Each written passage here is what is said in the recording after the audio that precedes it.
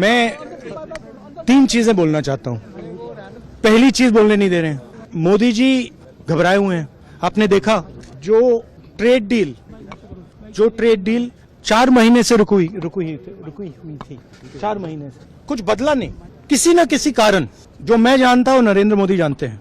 नरेंद्र मोदी जी ने कल शाम उस डील को साइन कर दिया। नरेंद्र मोदी जी पर प्रेशर है, भयंकर प्रेशर है, और नरेंद्र मोदी जी का जो इमेज का गुब्बारा है, जो हजारों करोड़ रुपए लेकर बनाया गया था, वो फूट सकता है। इशू ये नारावाने की स्टेटमेंट नहीं है, ये साइड शो है, और वो भी जानते हैं, मैं भी जानता हूं।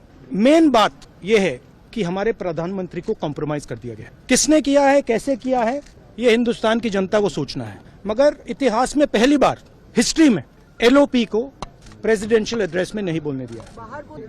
वो तो ऑटोमेटिकली होगा।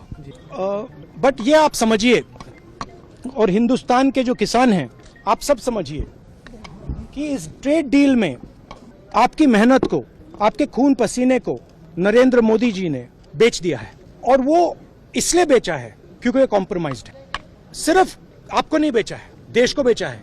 इसीलिए मुझे वहां नहीं बोलने देना है। नरेंद्र मोदी जी डरे हुए हैं क्योंकि जिन लोगों ने उनकी इमेज बनाई है, वो अब उस इमेज को फोड़ने लगे हैं। एक अदानी जी पर केस है यूनाइटेड स्टेट्स में।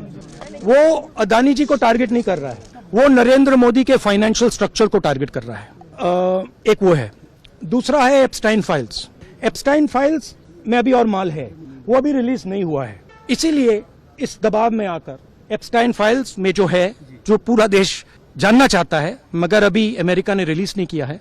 और दूसरा जो अदानी जी पर केस है, जो एक्चुअली मोदी जी पर केस है, क्योंकि वो बीजेपी का फाइनेंशियल स्ट्रक्चर है, मोदी जी का फाइनेंशियल स्ट्रक्चर है। तो ये 2 प्रेशर पॉइंट्स हैं। और आप ये बात समझ लो, देश ये समझ ले कि प्रधानमंत्री कॉम्प्रोमाइज्ड है।